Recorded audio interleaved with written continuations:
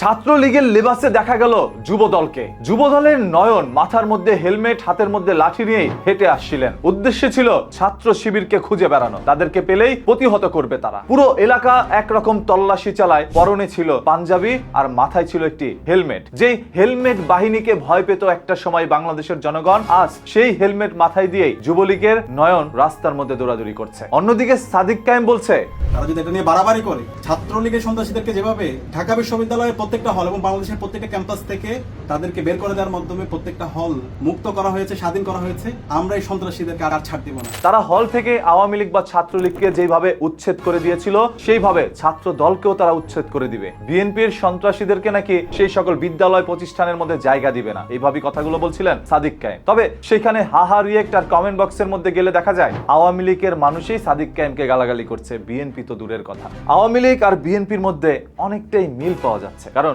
এই দেশে দুটি মাত্র রাজনীতি দল বড়, যারা আওয়ামী লীগ আর বিএনপি। অন্যদিকে জামায়াত ইসলাম আর এনসিপি তো নতুন সংগঠন, আজ আছে তো কাল নেই। এছাড়াও গতকাল বিএনপির অসংখ্য নেতাকর্মীর হাতে দেখা গিয়েছে দেশীয় অস্ত্র, যেগুলো নিয়ে তারা রাস্তার মধ্যে নেমেছে শিবিরকে প্রতিহত করার জন্য। এতে করে অনেকেই ধারণা করে নিচ্ছে ছাত্রলীগের সেই হেলমেট ধার করে নিয়ে আসছে ছাত্রদল ও যুব দলের নেতারা। হেলমেট পরাটা উচিত হয় নাই, আর যা কিছুই করুক। জনাব নয়ন সাহেব কিন্তু একজন সম্মানী মানুষ, তার এলাকায় পরবর্তীতে তিনি হয়তোবা কাউন্সিলরও হতে পারেন, আর সেই জায়গায় তিনি প্রকাশ্যে হেলমেট পরে রাস্তার মধ্যে নামা, এটা তার সম্মান হানি করা, এটা তার উচিত হয়নি বলে আমার কাছে মনে হচ্ছে। একজন বড় রাজনীতিবিদ সেইভাবে না নামলেও পারত। সর্বশেষ এই যে শিবির, বিএনপি বা এনসিপি, জামাত, এরা যেইভাবে রাস্তার মধ্যে আন্দোলন করা শুরু করেছে, একে অপরের বিরুদ্ধে লাঠিসোঁটা নিয়ে রাস্তায় নামছে, আহত হচ্ছে শত শত মানুষ, তাতে দেখে আমার মনে হচ্ছে আওয়ামী লীগের কোনো দরকার নাই, এরা থাকলেই যথেষ্ট। এই সরকারকেও নড়াবে, এই সরকারও তাদেরকে নড়াবে, আর এইগুলো দেখে আওয়ামী লীগ মজা পাবে, যে কোনো সময় আওয়ামী লীগও ঢুকে পড়বে দেশে। তারপর আবারও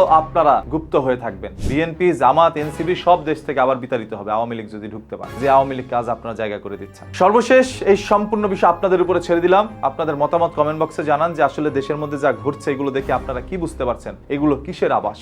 এই যে হেলমেট মাথায় পরা, এইটা কি বোঝানোর চেষ্টা করা হচ্ছে? প্রতিদিনের এই ধরনের ঘটনা, দুর্ঘটনার কোনো সত্য জানতে চোখ রাখুন নিউজকিতে, আর সেই জন্য পেজটাকে এখনই ফলো করে রাখুন।